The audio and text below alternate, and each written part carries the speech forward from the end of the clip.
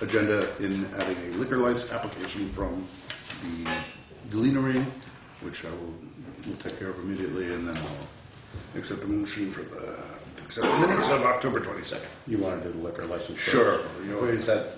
Yeah. Yeah. So we just give a motion on that. Make a motion to approve they don't have anything outstanding? No. Anything that would prevent them from? No. And this is a new application. So it's not like the one, they haven't had a license, so this is new for them. Beer and wine? Yeah. Okay. I'll make a motion to approve the beer and wine liquor permit, liquor license for the Gleanery. Second. Do we need to sign this? Yes. It's been moved and seconded to grant a liquor license to the Gleanery. If there are no further questions or amendments to that, all in favor? Aye. Aye.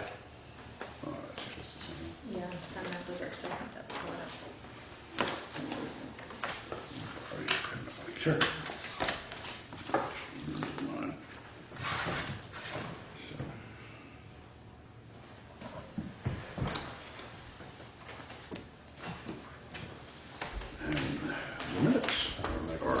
Accept the minutes of October 22nd.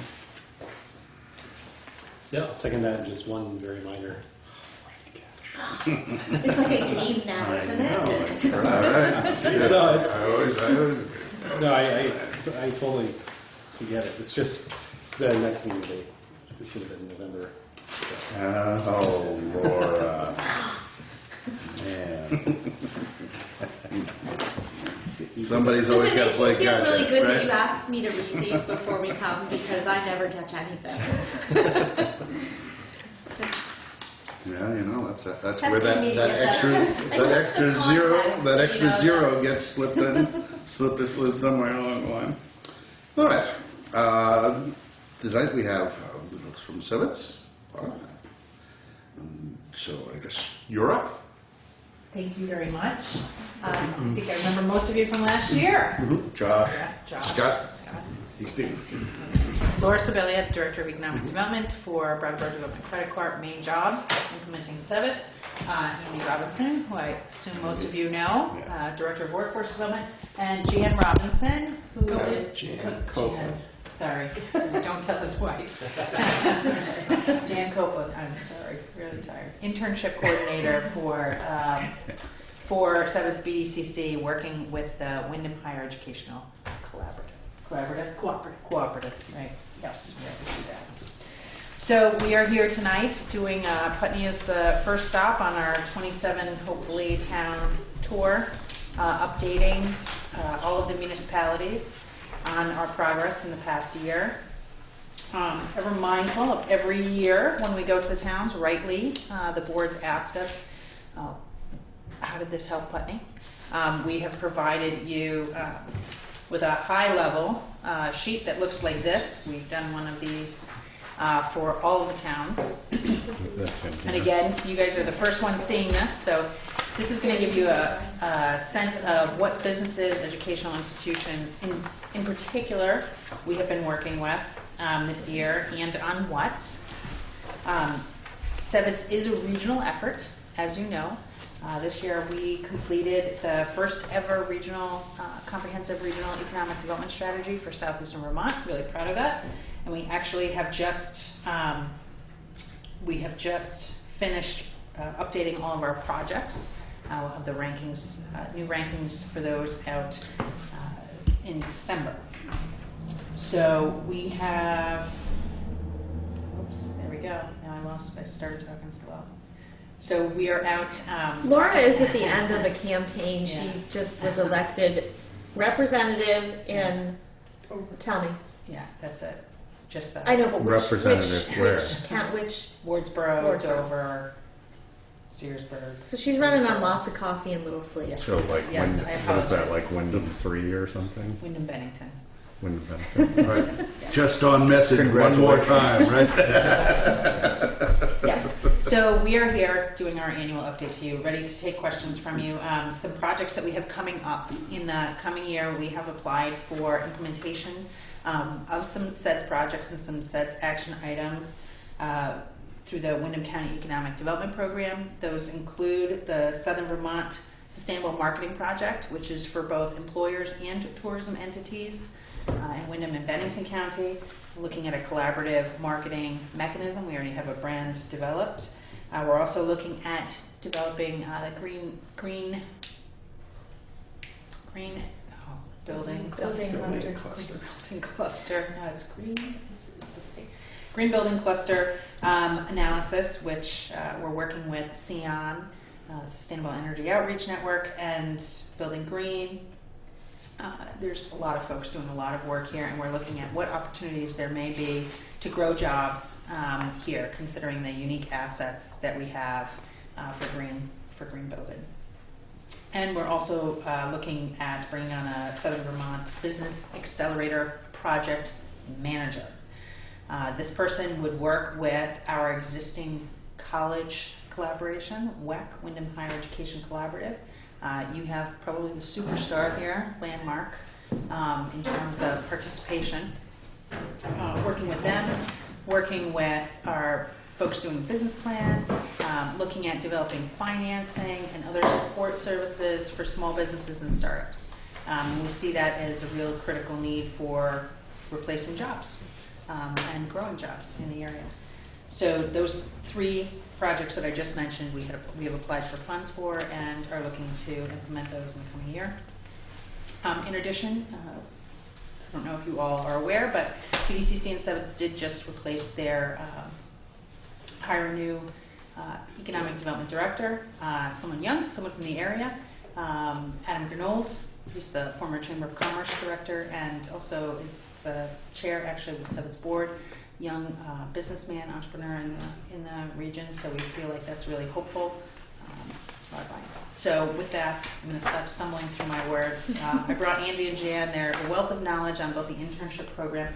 Oh, you also have in front of you, thank you, Andy. Yeah. Or Cynthia has in front of her an executive summary for a workforce development report that we are getting ready to release. You have other copies. Sorry, it's a two-page on a much bigger report that we've done on the state, essentially the state of the workforce in the region.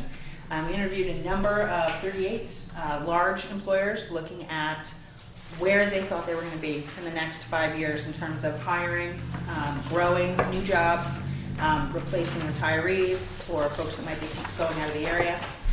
Once we had accumulated that information, we also went back out working with chambers of commerce and other business associations to talk to small businesses and see what their attitude was. We have some, again, this is very new. We haven't been out to too many folks with this. Andy's starting on a whirlwind tour with us, but the good news is it looks like there will be a real need to fill a number of jobs in the next 5 years. Maybe not as highly skilled and highly paid as we would like. So that's one challenge, but we have a bunch of businesses that are feeling pretty optimistic and like they'd like to grow, and we have some challenges demographically in terms of supplying them with enough labor. So we think this is going to be an interesting conversation. We're hoping to go out and talk, not hoping, we are going out, we're going to push this conversation into the public and also into our educational communities and look at ways we can partner to start addressing this. And we'll shoot you the URL to the full report as soon as we get it up. It's going to be on the 7th. But it'll have all the supporting documents in the full report. Now I think we'll just see what you gleaned from that, stumble about, and see if we can answer questions from you. Well, I'm good with this whole thing with the Vermont Yankee. Now, is that really, because last year at this point, I think you mentioned, the Vermont Yankee was somehow involved in a lot of this, but now, how does that affect the work? I mean, the closure? Yeah. So the really, really good news is working with the state of Vermont and all of our regional board members for a number of years, we have a plan. through the sets. We have a really good sense of what's in our region. We've got a great engagement that we've begun, over the last few years, and we're feeling good about moving forward. The bad news is, it's now. So, but we are really the first place in the country that has a plan coming out of the gate for nuclear power plant closure. There's a lot of federal attention, actually, on what we've done so far. There's a post-VY task force that actually, they came out with a plan that's fed into our sets. The funding that Entergy put down for economic development in the region, this is also something that's going to be really interesting to see going forward. The power plant that closed just before offered their community $1 million to do economic development. Then they heard, that there was $10 million here for economic development. In Canada, Quebec, they had one nuclear power plant that closed, and they're investing $100 million. So it seems like maybe there's some lack of awareness about what's the right size and how we go about this. So I think I think our region should be really proud of what we've done so far, and I think we're moving in a good direction. It is definitely urgent, I would say. Yeah. So, but we have some preparation that's been done.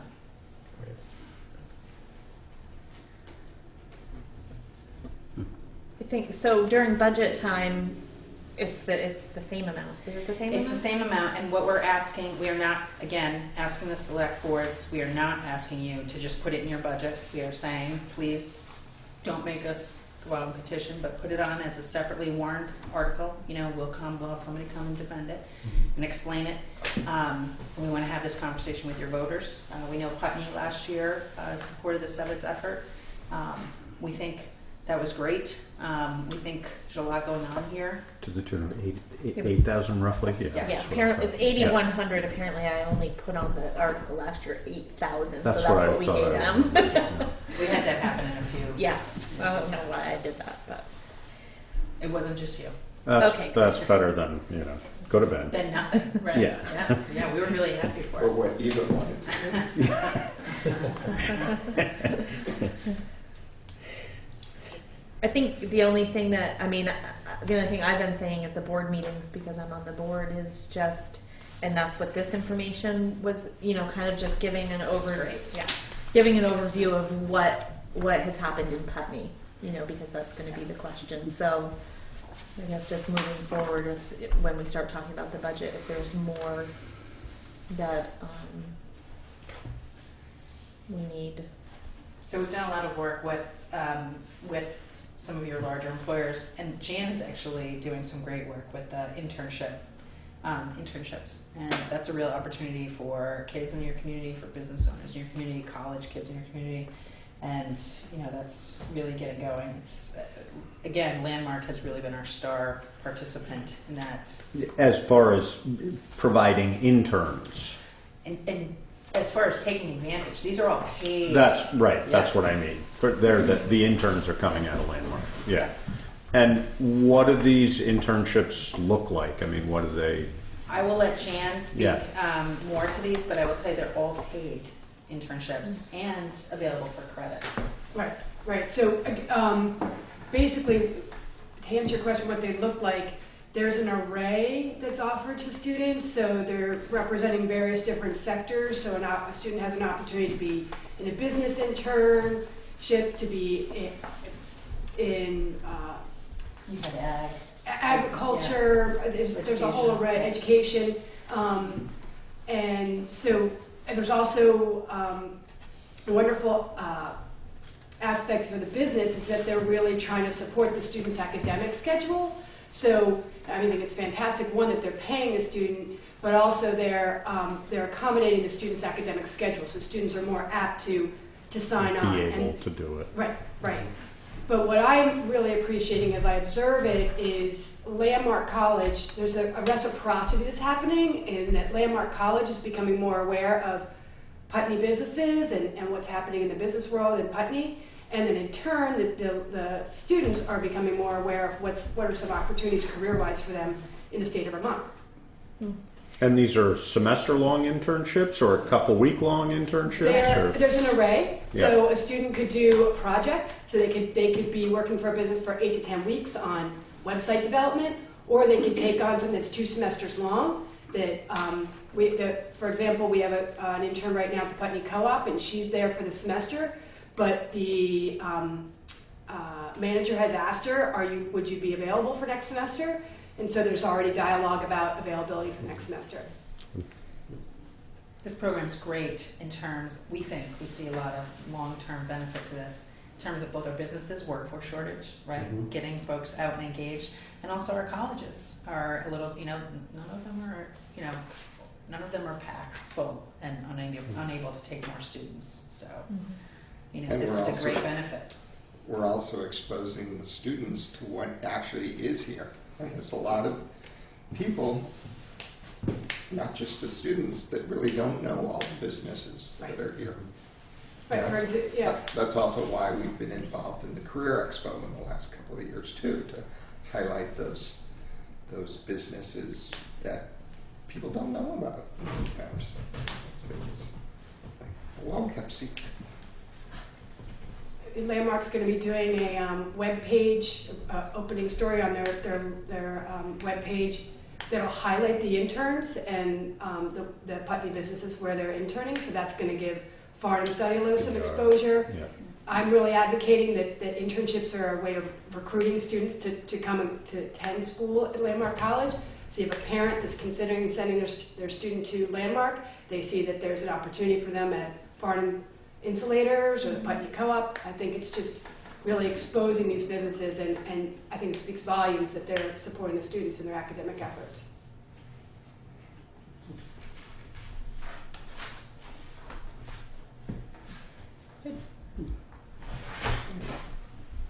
Well, thank you for your excellent work. You guys got any more questions or issues tonight? A chance to look up some of this information. Is your new position going to affect your role at I'll be staying. Sevens? I will be staying. I'll be staying in a part-time capacity during the session. Yeah. Both Jane and Andy will be there. I will be at BCC every week and at all of our Sevens board meetings. It's something that we're working with our new and our incoming and outgoing executive director. Again, our new executive director is somebody who's very familiar with what's been going on, which I think is great for all of us. So hopefully it will be positively impacting. Good. Congratulations. That's good. Thanks for your Keep time. up the good work. Thank you. Thank you, and let us know if there's any other questions. Absolutely. Thank Good you. to see you. You can always call us. I'm not sure where Norm is.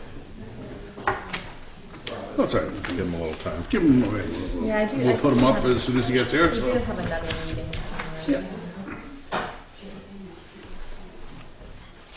And why is the fire chief wondering? Or is He wanted to listen to what Norm was saying. But I think you got a call. All right. Let's see where the agenda goes. What's next? Laura, did you get the names? Of them? Yeah. Okay.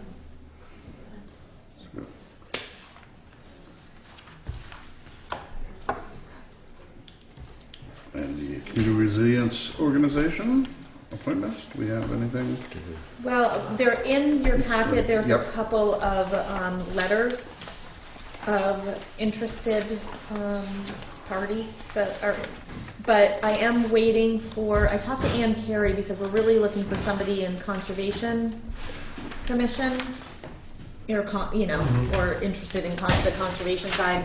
And she was going to bring it up at her meeting. She was going to reach out to a few people. So I think we should probably just give it, until the next meeting to see what happens there.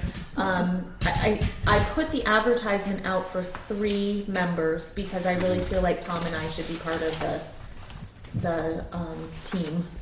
And then have 3 other, and what we were looking for was someone from conservation, maybe some social service, that kind of, to give it a good mix. So I'm really kind of waiting on the conservation and to see if any more kind of dribble in. These came in today. Okay.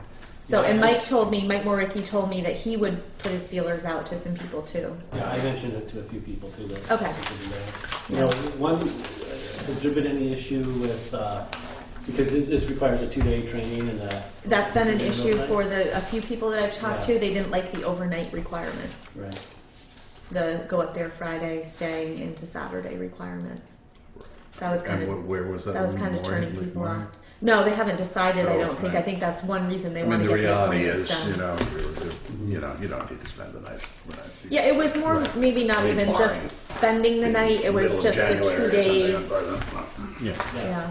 It's a, But you know that I'm fine with it. Tom was fine with it, and Mike and Amelia, they were, So I think that if that's what that's what they're looking for, and if people know that up front and they are willing to send something in, and are really interested in it, then they'll make that commitment. So, and that's why they're trying to get the team kind of formed now, so that we can plan for 4 or 5 months from now to do it, so people have time to make those plans. okay.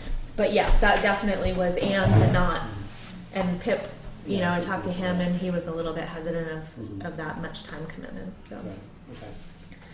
Okay.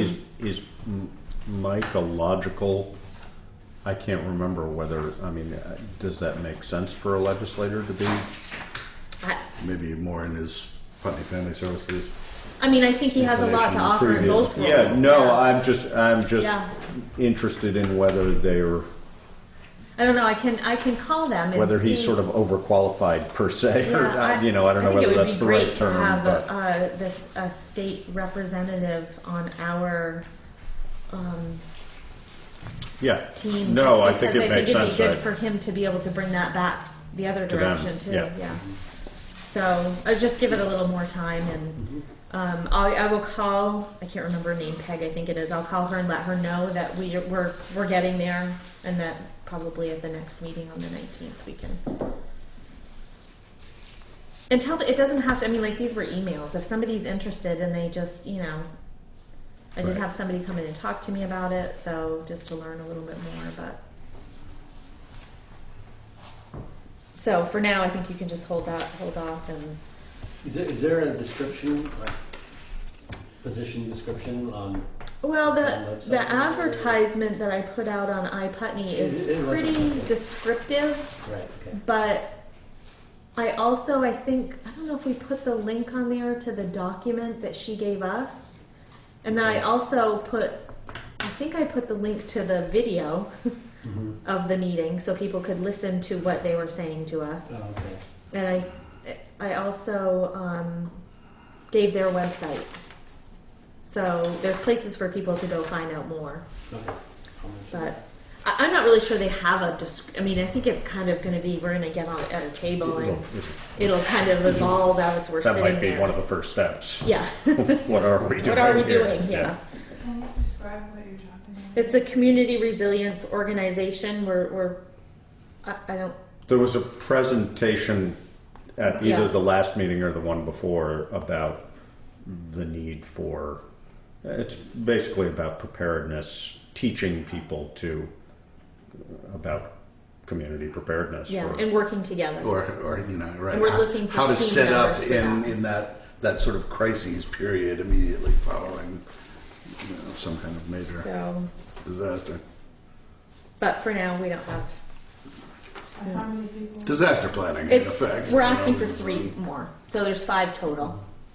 I think one of the things too is just that there are organizations that are prepared for disaster, but are they? Are we bringing Are they that Are they all connecting? together? Right. You Right. know, Getting in other words, everybody are on they the same, right. Reinventing the wheel, Right. all the time. So how can we bring them all together so that things run smoothly? Can be as simple as getting everybody on the same Yeah. on the same radio frequency. a fun list or. Yeah, exactly. Yeah. Or avoiding redundancy. Right. But- All right. So we'll move forward with that. The town cemetery committee. Business. We have any Tiffany? You have any comment about? I don't think she knows what she's. Oh, We invited her. We invited you.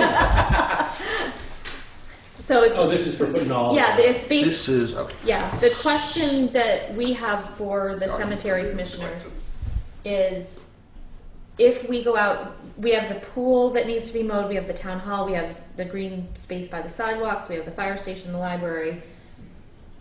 Do we want to combine all of the mowing for all of town properties in one contract with somebody? Who do you have now do it? We are using Eric McGowan right now, yeah, and I believe the library is too, yes, yeah. Library does, right. Yeah. So right And now, the library and the town are Central using the Food, same no, person, and I think Eric it's does still too, right? Mount Pleasant. Eric too. does, yeah, exactly. So, The hope would be, whether it's Eric or somebody else, the hope would be that there would be some economy of scale involved in, you know, the, So what you'd be hoping for is if you did all of it, the price would go down. might be Possibly, reduced a little bit, Reduce yeah. some. Okay. and offering somebody more than just a year at a time. Sometimes you say, okay, this is good for a 3-year period. Well, that's what we do anyway for the cemetery. Well, there's nothing written. It's a handshake, but it's still Yeah. honor bound. I talked to Eric about that, and he does not understand it that way. Oh, He okay. didn't understand it that way. So just to have it a little bit more formal, and if they understood, or if they had a contract that said it's for 3 years, then there's also another way to maybe reduce the cost, because they know they have that for the I mean, it may not. I don't know. Maybe, It's never been done that way here before. A 3-year agreement with a 1-year renewals in that. Yeah. So How much do you all pay him now for the pool, town hall, fireplace, library? what did we pay him this year? I don't know the answer to that, and I don't know what the It last. varied depending on, it was kind of up by the job. I think the town hall was 45, the pool. Yeah, so right now we're kind of doing it piecemeal, because that's something new we did. It was always the highway crew. So that it's by mowed. hour, not by salary? No, he does it by the job. So like out here, it would be $40 this lawn. But this is new for us this summer. Previous to this year, the highway crew did it, the pool and the town hall, and we decided this year to have him do it. So I think maybe if I was to look right now, I'd have to look to see what we paid him in this first year. That's So it also- wasn't like a number he gave us in the beginning, you know. Right, and that might be a question also, is whether there would be value in sort of doing a contract commitment for a total Excellent. amount versus, because how it works now is like it's $40 a whack per year. You know, in a really dry summer, the number of mowings is a whole lot less, and really wet, like last summer, you know, mow. But, And you does know, he have a certain number that he can't go over? well, that might be worth, something like that might be worth thinking about. He doesn't right now. Not at this point? Not at this Okay, point, not at no. this point, okay. Think about No. it, the flip side of So if he's, it was he's snow pretty plowing. responsible for. Yeah, I mean, no, I I'm not sure it makes sense, but.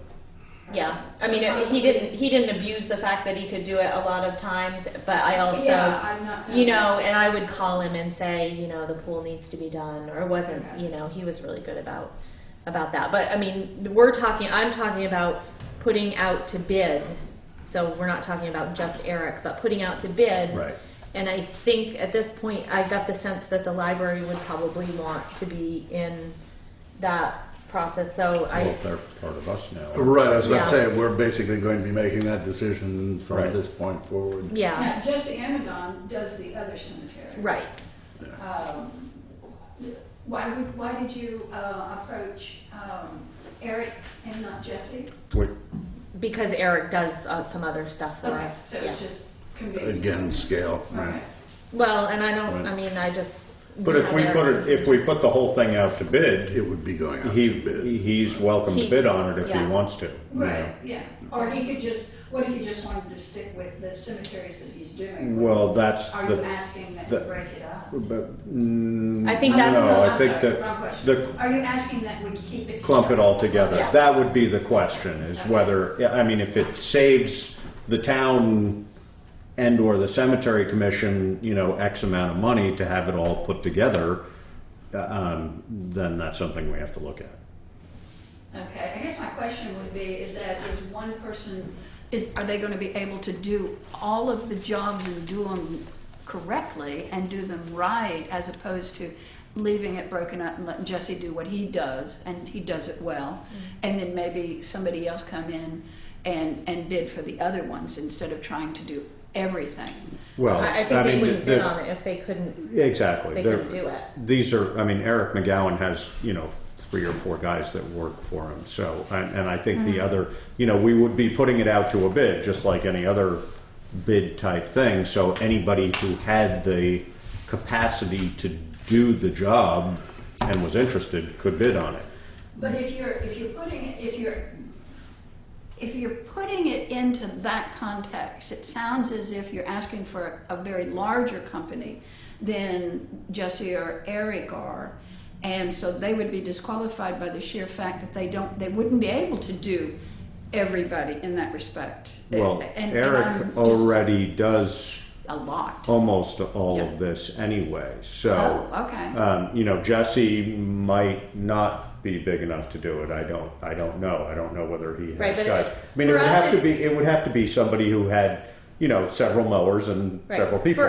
The way I look at it is that my responsibility isn't to make sure I fit the job around the people. Agreed. It's I fit what does the town need and what is the town going to save money by doing, and then whoever's qualified to do it can bid on it, and then it makes it an equitable bidding process for anybody in this area, whether it's Jesse or Eric or whoever else has a mowing company. There's a million of them around. And if Jesse wants to continue doing it, he would have to bid on the whole project. That might be the time in his life he's ready to create a mowing company. I don't know. I can't prejudge what he can or can't do.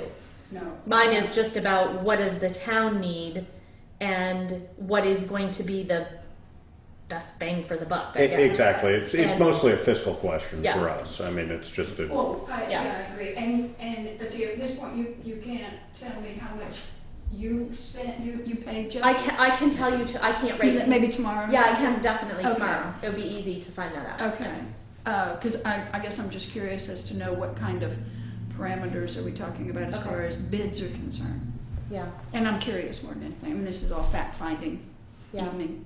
I mean, and then the other thing for some fact finding is maybe finding out what other towns are paying for similar size, because most of the places I've worked in the past, the practice is to put all of the mowing out for Yeah, all probably town would properties under one contract. It'd be hard to have an apples to apples comparison for that kind of thing. It depends, Unless I mean, it there's depends a on how many cemeteries. I mean, hourly yeah. or I don't something. know. I don't know how you do it. Well, but- you Just to could get an also idea. In the respect of saying, okay, if we broke it up at one time, but then we combined it, and this, we saved 20%. You Right. could do percentage, maybe not actual, dollars, but you might. I mean, we can always put it out to bid, and we reserve the right to take a bid or not take a bid too. We don't have Of to do course. it, Yeah. know. I would like, yeah. Yeah, I mean, would we like can to always maintain do that so. too, and then we know whether it is going to. Well, I think we also think about who we would like the RFP to go out to. Yeah. I mean, we can, of course, it would be an open bidding process. Anybody could bid on it Right. because presumably we would advertise it. But we might also want to say, well, we particularly like so-and-so, Right. so-and-so, We and are so-and-so to we are see, not bound by lowest cost alone. Jesse, for example, to make sure Jesse gets a copy of it, whoever, Vermont Hillside, Turner, I don't know who we would choose, but, I think we can handpick that to a certain degree. And then, yes, I think we wouldn't be bound by lowest bid No, because no, it's no. doesn't have anything to do No. with outside money, so. So that's really the questions I think that we Interesting. have for the. Yeah. So so budget season is upon us. Budget season is upon us. We have a schedule that you worked out for us Yeah. last So this meeting. discussion will come up again when we start talking about the appropriation for the summit. I mean, I think there was a little bit of question that maybe that's something else while you're here. Last year during budget season, I think we increased it to $12.50 or something like that. yeah. $12.5 from 10, which is just a straight appropriation to the cemetery for maintenance, right? And I think at that point there was a question asked of, do you have a budget for a maintenance plan? Like, what is this money for? Is it just for mowing, or is there some tree work, you know, kind of coming up with a maintenance plan. And I don't know, I know we didn't get that, but I don't know if that's something that is going to be asked. I think we've discussed that already. I got an email about it. Okay. And we're in the process of doing that. Okay. Yeah, okay. So that will be, and I can't remember, I'll get in touch with you tomorrow about when I have the cemetery on the like budget Oh, okay. discussion list. Yeah. So kind of a maintenance plan as to how we are spending it or how we plan How on you it? plan to spend I it. think it's because we're noticing a lot of stuff needs to start happening because there's trees coming down, and so it's how can we start, you know, preemptively Well, getting there, on top of some yeah, of this there stuff. are a couple of trees, but I took a ride around right before I left about a month ago and looked at all the cemeteries, and they're all are looking really nice, well taken care of. There's a couple of trees that on the edge of the rock walls Mhm. and stuff that could possibly be taken down before they fall down. I think the main complaint we've gotten is from Maple Grove. Maple Grove, right. They're just- Yeah, and Yeah. that was the one that kind of The brought trees brought the discussion to the The forefront more than plainly dead anything. trees that are. And those are, yeah, but they're in the very back of the Right, cemetery, right. which means we can't go over it during the summer because you squash everything. You have to wait till the Exactly. ground Yeah. freezes. And yeah, that was brought to our. And I think we, you know, Yeah. we're all hopeful that and we had this discussion a year ago, but you know, that a slightly more proactive approach to that kind of thing might make sense. I think that, you know, Okay. and maybe that's reflected in a budget proposal essentially from you all. Got it. So I would say just for your preparation, that probably we'll revisit this discussion like maybe the second week in December, third week in December. Used to be here. But just so if you're gonna have a meeting or something, that would be Okay. you A know, ballpark. a ballpark time Yeah. frame of when we would be asking for that information, like a decision on the mowings and the bid process for that, and then a maintenance budget, right? Is that fair to say? Okay. Now you're saying a month from today? Yeah. Whatever that would fall Yeah. into. Okay. Yeah. Yeah, the maintenance budget. I mean, you know, I think that in the process of discussing this last year, and I don't remember, were you involved in this No. last year or not? No, Yeah. no. You know, I think that, yeah, I think that it would be worth, you know, sort of whether we agree or, you know, essentially in many ways it's up to Cynthia whether budgeting makes sense and then we sort of sign on to it or not. But I think if we saw some sort of a budget proposal that was pretty clearly laid out as to what might happen or not happen, that would be helpful for us to decide whether that budget makes sense. Exactly. So, And it may not, I think I'm remembering the conversation, it wasn't just a budget plan for the money that we were gonna request for the budget, it was also like a capital plan more than anything Exactly. of In effect, right. of what, if you could do Long-term anything care. you wanted to do in the cemeteries, Yeah. what would that cost? Gotcha. I mean, Yeah. does it make sense for X amount per year to be allocated to tree maintenance? Right. To stone wall maintenance, to gate maintenance, to whatever it might be. Proactive. Yeah. Exactly. Yeah, okay. I mean, it would be great to have like a, this is the pie in the sky kind of, if I could go in there and do whatever, just to get it looking the way I wanted it to look and fix stones and do whatever. Well, that And also then if you gives come in you with that, we'll slash a and burn tool and to say, reference. sorry, nice idea. We like to but- start with that top number a and then tool to start reference cutting if it. something does suddenly go wrong, like a Right, there's tree money, wait, yeah. falls and there's suddenly a lot of damage that has to be addressed Yeah. immediately, that we can Yeah, at least like have the some tree in, cushion against that disaster. happened over in, what, not Mount. Pleasant Hill, Pleasant. Mount Pleasant? Mount Pleasant. Mount Pleasant, yeah. Doom. I mean, it was not there one day. It was not there one day, and it was, you know, there that afternoon, and it was cleaned up quite quickly. Oh, So, and that includes the road, right? Wasn't there? a Yeah, big because issue with there's the a big road issue with the road up there Up too. here, washing out or? oh whatever it was? yeah, when they put the new road in on 5. No, No, way just the old. An access road in the cemetery Through the that cemetery. needed maintenance work. Oh, okay. 'Cause It had washed out and turned into a oh, gotcha. Okay. bit of a goat path, so. Yeah, those do need to be checked on too. Yeah, every once in a while. Great. Okay, I really hate to leave without Yep. hearing what No, Norm's go. gonna say, You're but all set. I wasn't you. I'm not leaving. We won't give away the farm while you're I gone. have to go, but it wasn't because you see Not it. something I did. You're just in the wrong meeting. We are not. Okay, we'll wait until, yeah. yeah, okay. Yep. Okay. Would there be anything else you want me to add to this list, and then Cynthia and I will get together? Yeah, we'll get to Okay. Thank you. Good start. Right. Okay. Good. Good seeing y'all. I know. I'm sorry. I can't quite see back that far. So. What did you do yourself? I fell. Did you? And fell flat on my, Over here. and right. Well, yeah. There's the point of. And gave myself a couple of, Reminder of rather severe black eyes. I remember cartoon ones. Just toppled? Just like out of the clear blue western sky. Yikes. Yeah, well, Ouch.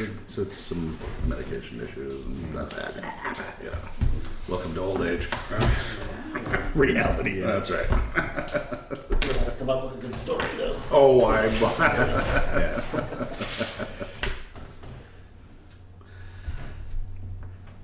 So, all right. So for the budget business, obviously, we'll just obviously start Gloss talking over. about that. No, and just brief in conversation, Cynthia. Just I don't know, how much. But I think it behooves us to, we always come to them down to this and say, okay, we're not going to nickel and dime the budget, and going through it. But I think it behooves us to exercise a considerable amount of that we, at least try and move through and kind of just punch list it and say, look, if we Shape a can little nickel here. and dime Yeah. a little bit. No, and I think fortunately With an Cynthia understanding does that, most of I know. that for us. So Exactly. But just that we're conscious of that, and we're just all on the same page with it. she's a little more brutal than I might be, which is a good thing. Which I think will be a good thing. Yeah, yes, absolutely. I do too.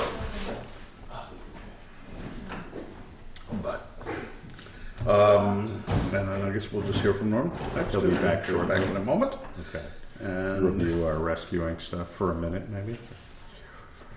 Yeah, I need to get.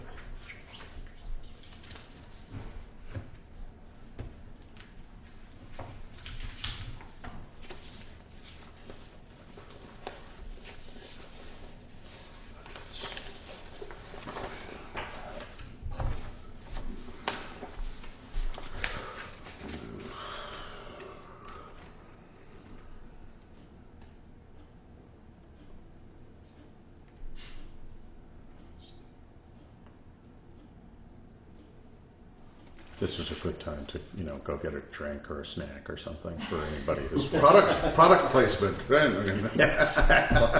And now enjoy it. Either that or we could do some political advertising reruns. I think we're done with that for a little while, hopefully. You advertise for the restaurants in town. Yeah, there you go. Was there, I tried to Something about the puppy craft tour. There you go. The craft tour is looked in on various Excellent media opportunity. access during the day, but in New Hampshire, was that resolved with Scott Brown and Sheen. Shane did win? Yeah. Goodness. Clown like that. Whoops. Right. Uh-oh. But yes, that craft tour is the weekend after, the day following Thanksgiving and the weekend thereafter. And this year includes 26 or 7 different local artisans who have open studios and beautiful crafts available. And everyone is welcome and encouraged. Demonstrations, glass blowing demonstrations, pottery, metalworking, painting, gifts, just in time for Christmas or other I like to say, other turn your holidays. Black Friday into a green one and stay in Vermont. There you go. Shop local. Support an artist. Made a near religion of spending, strictly spending at home, close to home, about anything related to the holidays. From food and everything else to gifting.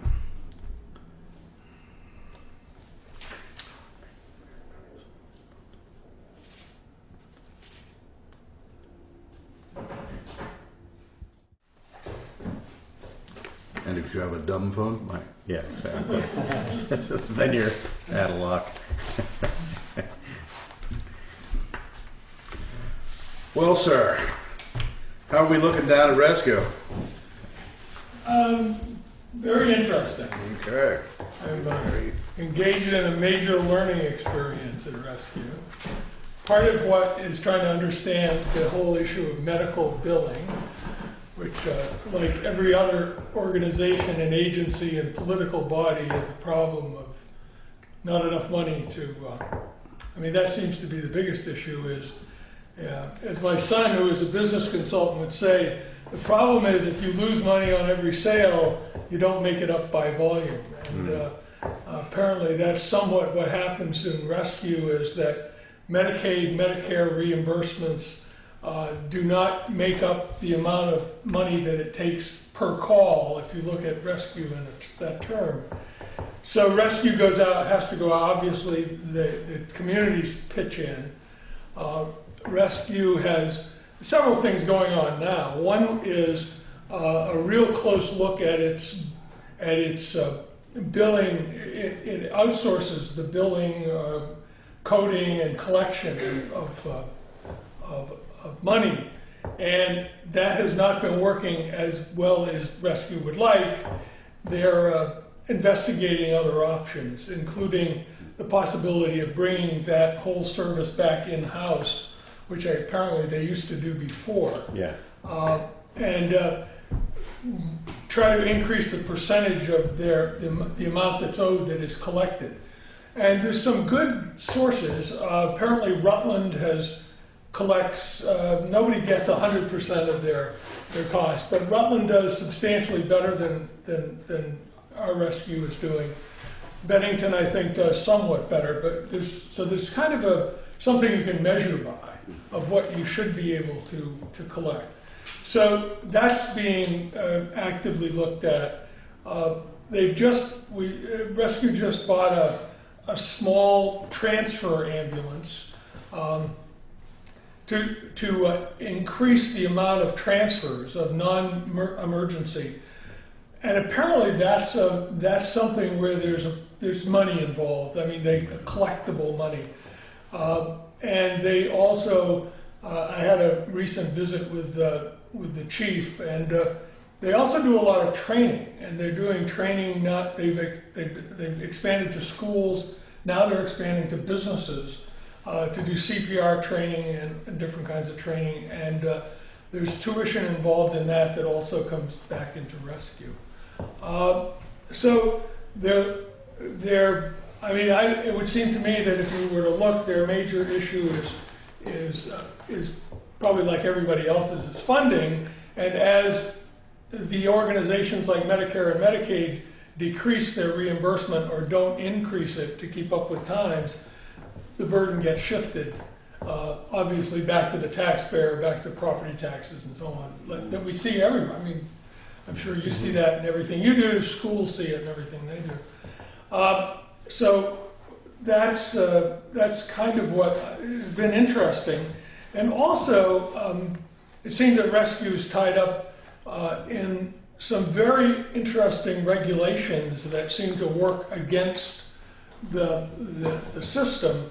And I've been investigating a little bit on because most of the regulations that we're dealing with, one, for example, we were talking about the other day, is the drug that's given for heroin overdoses has apparently been distributed rather widely to different agencies, and so throughout Vermont, but not to rescue or not to rescue organizations. They have to buy it at something like $100 a shot or something like that.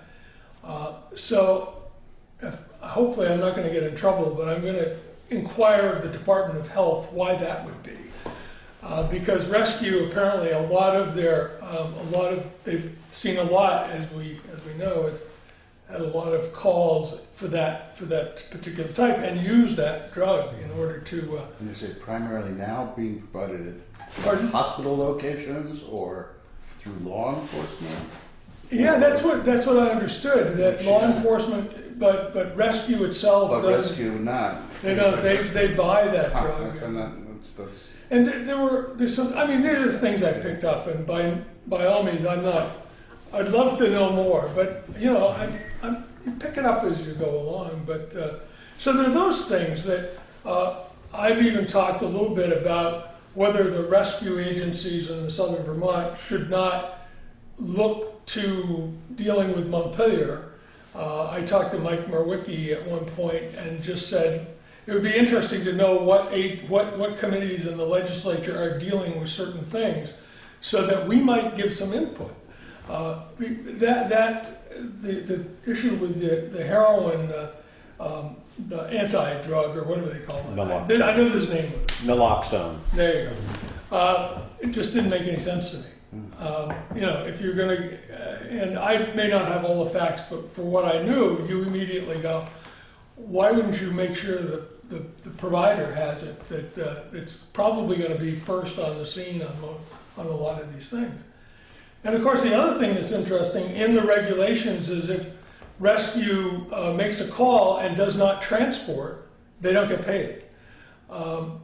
Which would seem to go a lot against what people are trying to think in healthcare of keeping people well. But if a call that is where you know the patient is able to not have to be transported, it basically loses money, and that wouldn't seem to make any sense to me.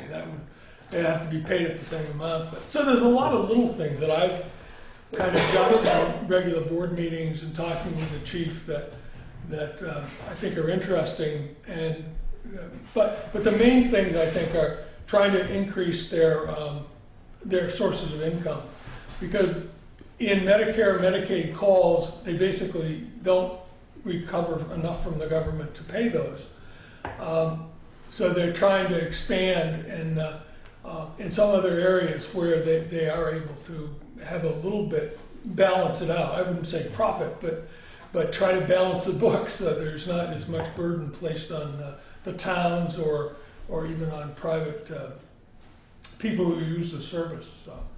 So it's been interesting, and it's certainly a learning experience to deal with healthcare issues. Do you have any questions? Or one question I have, when they're talking about the amount that Medicare or Medicaid reimburses, Yeah. is that what they call often the allowable amount? And Yeah. they're just so much.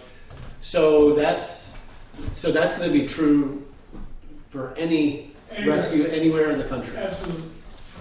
So why? I guess my question would be if others are making it. Well, If you know, why would rescue be losing more than say? I'm not sure they are. I'm not. I think you're right. I think the Medicaid reimbursement is set. I'm sure it has some reference to the overall cost of rescue. I was talking the other day, and they said, and I'm sure that when you look at a cost of a call, it's their cost divided by the number of calls, and there's a substantial number of calls, of course, that they do. But I have a feeling, I don't think rescue's any different.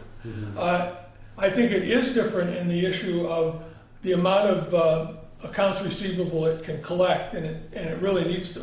Everybody on the board knows that that's a weakness, and they outsourced it to a company, but they're not satisfied with how that was going, and then there's apparently a problem if they chose to bring it back in house. If you change the billing agency, then Medicare has to go through a period of approving all of the bill, and you don't get to collect any money for a couple of months.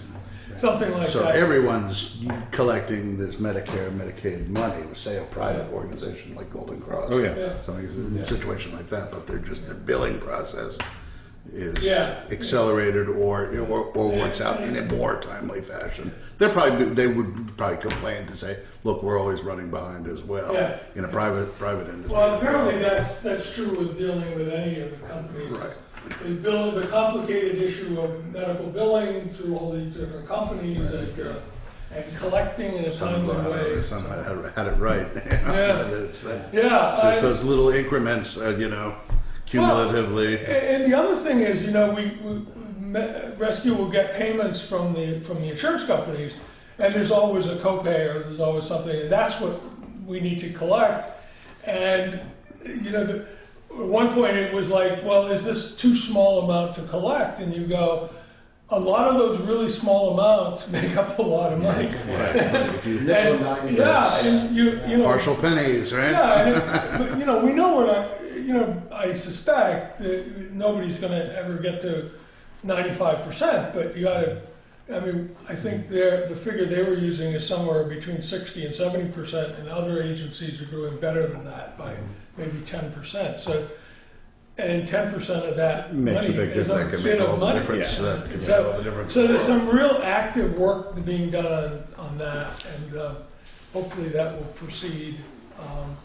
And the other issue, I mean, currently they're understaffed slightly by 2 paramedics or EMTs, and it's partly the salary structure is not high enough in order to attract people, and so if we're not careful, we become a training ground for other agencies, and we hire people and they train them, and then they move off to someplace where they might see and I mean, you can't fault people for Which that. has historically been true for them for Yes, a long time. Yeah, and it, of course, my line of work is kind of involved in that, and so it's kind of interesting. But it's the reality of what resources you have and the size of the staff and so on.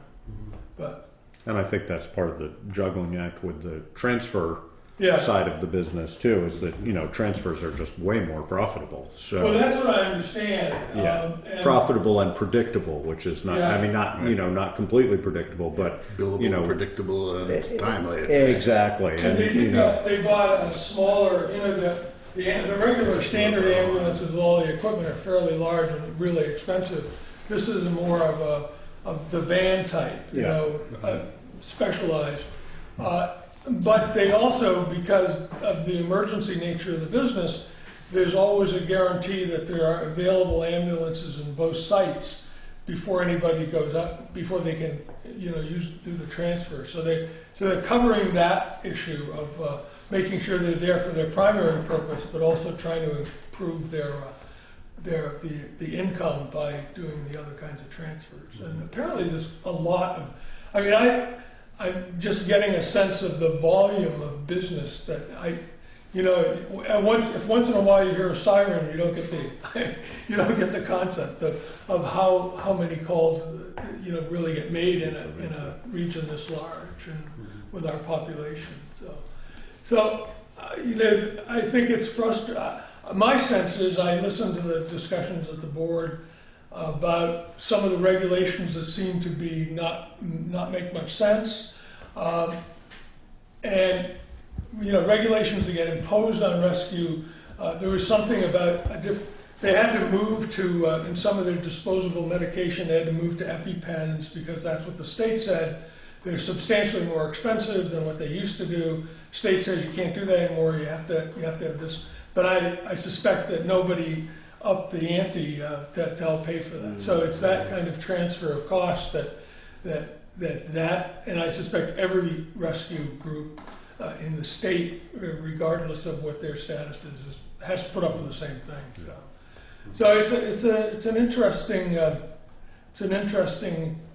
experience, I think, and they're coming up to an annual meeting next week and the reorganization where the board I haven't been through it before, so but that's going to be interesting and reorganize and look at the different things that we can do. And there some good ideas, and a lot of it's around, we are doing a lot of discussion around fundraising and things like that, because we do have to make up a shortfall. And you know, in a perfect world, you wouldn't have to do that. But you know, it's the old idea of let's have let's have a bake sale for the Defense Department, and you know, well, we know that's not going to happen. So that's a kind of an active part of the organization is looking at how we can raise money from those things that Rescue does, and fundraising issues also. So it's I thank you for the appointing me, at least for the time. It's been an interesting experience. I stick with it for a while until you relieve me of the job. We appreciate your willingness. Oh, thank you. How's it feeling there? How's the general It seems tone, good. internal Currently, dialogue? apparently you sent me into the aftermath of somewhat of a right. We dysfunctional organization. stepped into something. That Yeah, it seems to be. I was there for a visit. I go for site visits, but it seems to, from all of the indications, that it's it's in pretty good shape. The morale's pretty good. We went through an evaluation process and made some recommendations to the management, the things they could do to recognize people and continue that. What is, I think, is a good feeling. And but apparently they did go through a very difficult time for a period of time. But seems to be on the mend. As far as we can tell, and we're kind of keeping our eye on that. So, well, you can congratulate yourself for straightening this business out. Yeah, that's good. By bringing it. Maybe it was me. I could always. That's right. Something had to be calm, reasoned voice. motivator. Well, it's It is. Yeah, Sometimes. it's Sometimes that is what it's it an takes. interesting group, and there's some interestingly enough, I come to this board and I see you, Scott, and on the rescue board there's a school board teacher negotiator for school boards from Newfane. So I run into people that I've sat across the table from all over the place. So, but that's interesting, and it's good to watch them work, and yeah, I mean, the group's very conscientious and realizes it's a difficult job, and it's hopefully we'll find some solutions. But I think one of the things, and I don't have any authority, obviously, but I have begun to suggest to the board that we need to work with some of the other ambulance services in regard to some of the regulations and things that get pushed on us that we don't have any say about, and there's no compensation to go with the changes. And so if that's true, it just gets pushed back on the property taxpayers. That EpiPen example is it doesn't seem to make any sense. And in some cases, if there's a perfectly safe, effective way to do something that's less expensive, you ought to be able to do it. It may not be ideal, but we're not dealing with the ideal world where you have unlimited resources. And apparently there's on a regular call, there's a considerable amount of disposable supplies. The medical supplies cost a lot of money. There's a lot of gadgets, a lot of with things. it, a lot of and the handling of those materials. And now I know that there's pre-planning. There's an ambulance an older ambulance, I think, that has been kind of set aside in case there's any issues of Ebola in the region. They've worked on that. They would have to be sealed, from the driver compartment to the passenger area. They have had to come up. They have all of the equipment, the protection equipment for people. Keep our fingers crossed. We don't have that, but they're prepared, and apparently have been spending a lot of time in training and preparation to make sure that if anything does happen, they'll be ready for it. So I'm sure that's not reimbursable either, but it is, I think, looking at reality. Because I know there was a scare in Rutland, I think, and as people are mobile and so very mobile, it could be something they deal with. So I think they're making those preparations in case we have something happen, that they'll be prepared for it. So. Good. Yeah. It's a looming disaster. Well, it's going to be with us for a little while. Yeah, I think so. So any questions or? I guess my only other question is this: how much does this 1% increase in the What? represent dollar-wise? Well, what's our current I don't know what the total cost our is. current budget? Last year was 57 or something like okay, that. so now it's 59 something. Okay, I was just curious. It's apparently $2 billion, based on the town and the circumstances that, and I understand that it's basically a per capita rate. Yes, that right, they- yes, that they yes. work out. And 1% I think is probably doesn't balance the budget, but it's like everything else. But it's an attempt to try to stay there. Keep it close. To Yeah, that. yeah. Yeah, and it's no. I mean, I'm now really curious, just to know what about Golden Cross, because they hadn't raised theirs In a long in a long time. Yeah. What's happening differently there? My That's my what I'm guess curious would. about. Yeah, I mean, I went to I was didn't go get to the second town meeting, but I was at the first one, and I mean that I think is a reasonable question. What is it? I think my guess would be, Steve.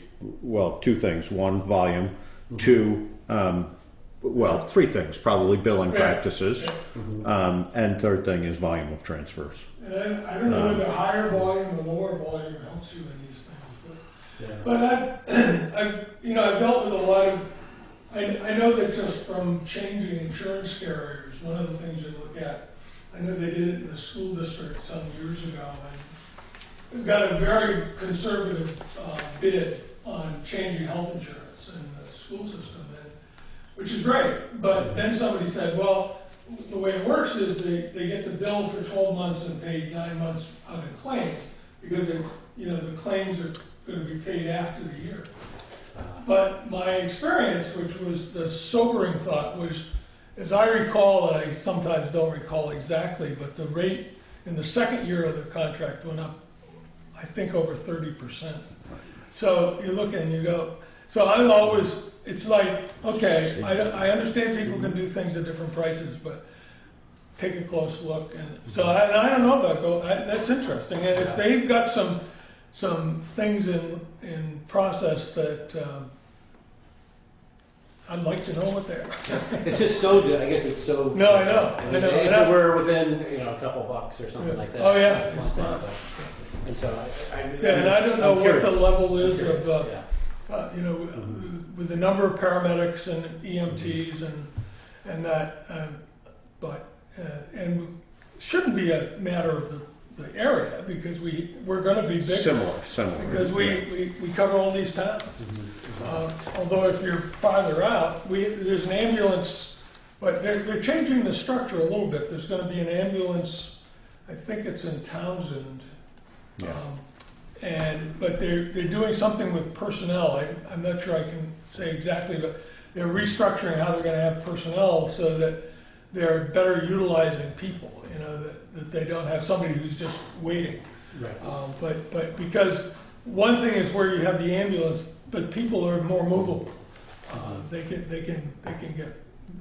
change more quickly. So I think they've looked at that and making some revisions there, trying to be more efficient. So. Good. Very good. Yeah. Thank you again. Thank you. Thanks I'll very much, throw them in Hector. Hopefully we will too. Yeah, one day.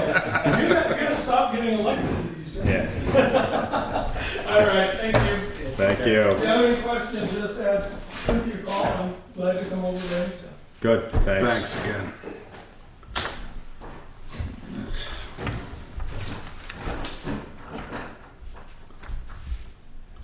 Well, I know we talked about it last year when we went into all of this business with rescue and whatnot. Are we gonna run it up the pole again this year and see if we wanna present it as a change, you know? And I asked this completely, you know, not with any agenda or desire. It's just, do we have an interest? Is there a reason to consider? Is there, you know, I want to see what the dollar amount would be again this year. If they would be sticking at that lower price, that number from Golden Cross probably would not be the same. For me, in a way, that's just a question I want. Why is there such? I don't get it. It's still a big number. I just It's don't still a get it. big separation. So we're bound to ask the question. Right. You know. I mean, with any other thing that we contract out for, if there's Take all the emotion, all the connected. There would be no question. It's, and understandly, it's the sentimental value, you know, with rescue that's keeping it here. I understand. You know, or a real connection, right, that people have. But could that be taken advantage of too? I think it is taken advantage of to a certain degree, but not so much intentionally as I think that organizationally. Well, I think it's business practice related. I mean, like I was saying, I think billing practices. You know, I think Dale Gerard is a for-profit, and I think that he's no more. I mean, you know, there were references to going out and breaking legs and blah blah woof woof. Right, no, that's ridiculous. Right. But I think that as a for-profit organization, he's there saying, hey, these bills need to go out. You know, I'm just speculating, but I'm saying, you know, he's saying, hey, these bills need to go out every 3 days, you know, as opposed to maybe it's every 10 days for rescue. I don't know. You know, he probably just structures it in such a way that he's getting more, you know, like Norm was saying, if you look at Rutland or other places, some of them are getting more. And Rescue so much has admitted that last year when we were talking to them, is that their billing practices have been Are lax. they working towards correcting those issues? And will it make a significant difference? I guess that's what I mean. I felt as if I was being told last year, at least, that they were going to work on that. And then I see an increase, you know, so I kind of, so are you working on it? How come it's not improving? I guess that's what I'm wondering, you know, are we just being led on continually? And you know, I think a 1% increase historically from them that's good. Yeah. I mean, you know, we've certainly, you know, what it has tended to be is slow increases and then a spike, slow increases and then a spike. And, you know, hopefully we're not in a slow increase and it then a always spike. catches up with you. Absolutely. Those percentage points of, you know, those nickels and dimes eventually catch up in an 8-year or 9-year or whatever flow. And then, you know, that's... But I think like school budgets. Like Norm was saying, you know, if you're losing money on every call, volume doesn't help.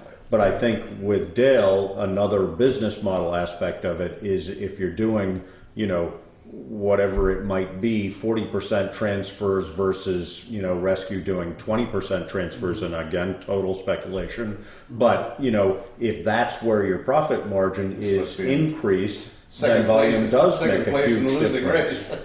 Yeah, right. But if you've got one, you know, if you've got one group that's losing money and one group that's making money, and the one that's losing money is larger than the one that's making money, you're never going to come out ahead. If you can balance that better, I think that plays a big role in it. It would be my guess, you know. So I think those are the things that are the differences, and I think they are working on doing. I mean, when I was at Rescue, we used to do a huge number of transfers. You know, Tom's main complaint when he first came to us about this was his concern of staffing, with there not being enough staff to cover the transfers and still be an effective emergency provider. So I think they're trying to work that out, and maybe the purchase of this new ambulance is an indicator of that. But they're down 2 paramedics. Right.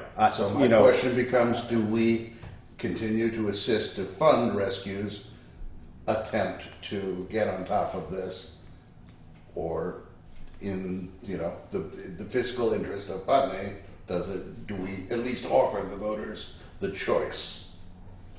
I guess my feeling would be that having, You know, I guess my feeling with it would be that it probably should be revisited not necessarily every year, but Right. every 2 or 3 years. And if we keep following the same trend, then we keep bringing up the same topic. You know, I think that having just been through it a year, you know, less than a year ago now, but a year ago, I don't think there's value in presenting the same argument again no, and I don't, and doing the same and exercise. Again, it would have to be something very, you know, just very objectively presented. Just saying, you know, passing thought. Yep. Here it is. Yep. You know. I mean, if we're giving this as much consideration as we would, you know, a fire truck or something. You know, saying, you know, are we going to spend $300,000 or are we going to spend $400,000? Yeah, The choice is absolutely. yours. The choice is yours, folks. You know, ultimately. Yeah. I think the other part, I mean, and I kind of agree, I mean, the other part of it, and I vacillate back and forth too, sometimes every at least couple of years sounds okay, but, you know, we had the first vote during the meeting, it was extremely close. The can down the road. But the second vote, I talked to so many people afterwards who said they were totally confused. It was worded so Right. oddly, they weren't sure, what am I, What they am I weren't sure what they were voting for. Right. And so there was a much bigger, larger discrepancy, which might have been totally legit, I don't know. But I guess that's my question is have we really visited it and voted on it in a really fair, Unbiased, fair way. You know? And I don't know. Yeah, I don't know either. It's not something Sorry. I feel like doing again this year. Yeah. That's a fair question. I mean, this is right. I mean, do we want to? You know, that's why I threw it out there. Saying, I think we that wanna, you know, and our reasoning for either pursuing it or not pursuing it. Yes. Just saying, look, you know, yeah, maybe it does take a couple of years to take a look at it. I think we're very fortunate. I think Norm's will be an excellent representative. Yeah. For us Yeah, here, I agree. articulated very well. Just sort of what's going on there. I in a also, sense of what- I mean, of I that guess is. I would. But I also, we haven't heard from Tom about this. I was you going know, to say, again. I'd also I'd like to hear that. Tom's opinion. The other thing is we have the safety committee, and I don't know whether you guys have been active recently or not. I don't know whether Norm is involved in that. Not really, we haven't done much recently. I don't know whether there would be any logic in them visiting it lightly or not. I don't know, but I guess. Well, I mean, But yeah, but also, you know, not revisiting it every single year. Not this year, obviously. yeah. Right. No, I think this year we're going to just work it. But I do think that we have a responsibility to point out. To point the quite right. I agree, and maybe this is the format for doing that, and we're doing that. Right, let people start talking about it. You know, say, So. you know, now that I've had a chance to think about this. Right. But God And this- forbid we had an informed electorate. You know? This info will be included with the minutes anyway, right, and everything?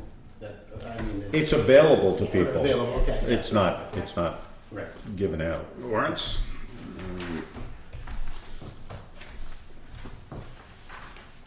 Might ought to sign first. Sure. Reverse order. What else do we have? We didn't knock anything off the old business list here? Well, Cynthia's not But- here. All right, I was going to say. All right, I mean, here's. Get out a sawzall with a metal blade. We I could was knock going to that say. town hall I fire was going to escape say, out of but the way that pretty right, quickly. that Gassett Road building, we could get that thing knocked Just down. blow hard enough, it'll fall over.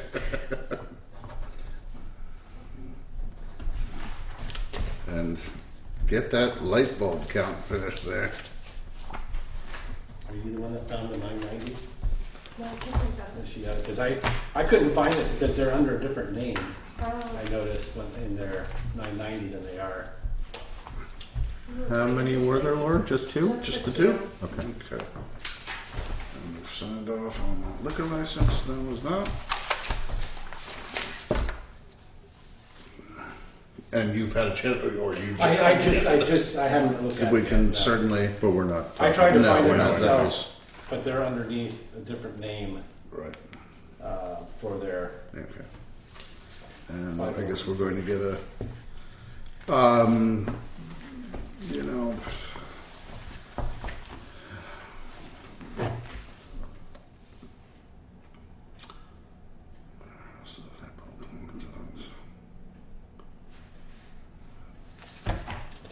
Cynthia was going to go to this meeting tomorrow.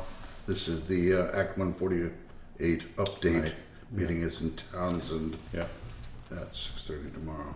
If anybody else, I'm not sure where that was being held in Townsend. Oh, I believe it was the town. Didn't we have that discussion? What was town hall? I don't. It was town hall, actually. Yeah. Yeah. Because it was. Yeah.